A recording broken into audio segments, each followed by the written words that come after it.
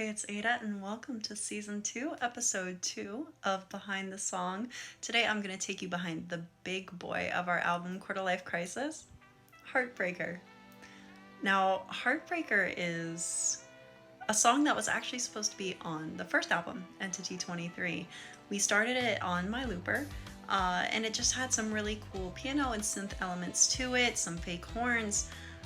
But it wasn't coming together right, and we weren't sure what the missing elements were. We kept trying to work on it, trying different tempos and everything, and the delivery just wasn't quite right. So, I locked into my inner Ariana Grande, Beyonce, and I got that attitude. I brought it up, and we ended up bringing horns into it. This was the first song that we did horns with, and that really brought the attitude together. I added more ad-libs, and the song finally started taking shape into what it is today.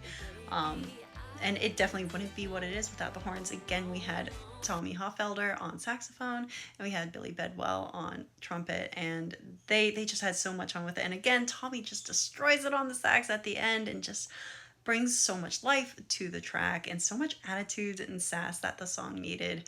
So I'm so glad it came out that way. And that was the first song that we hit over 1 million streams on.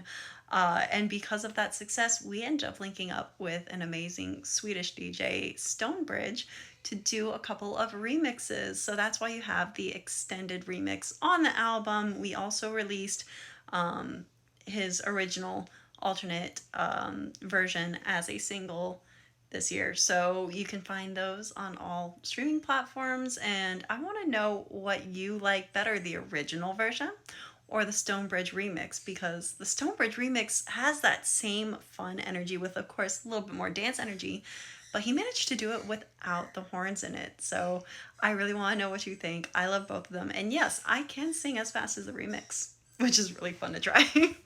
So this is where it all started on this looper. As you can see, the first track has the synths, and that kind of laid the bed for the song. Then on track 3, we bring in some horns.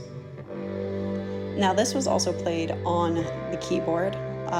We didn't bring in the live horns that you actually hear in the track till later, but this is still in the track. Then you bring in the bass and the drums. So that's our track 4 and 5. And yeah, this was the original tempo of the song, which clearly was too slow. But then you bring in the fun little riff with the...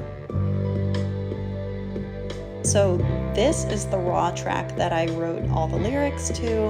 And then of course everything ended up sounding incredible once we put the other live instrumentation like the guitars and horns on top of it. But it all started here with this looper, and that's how a lot of my songs start. So enjoy.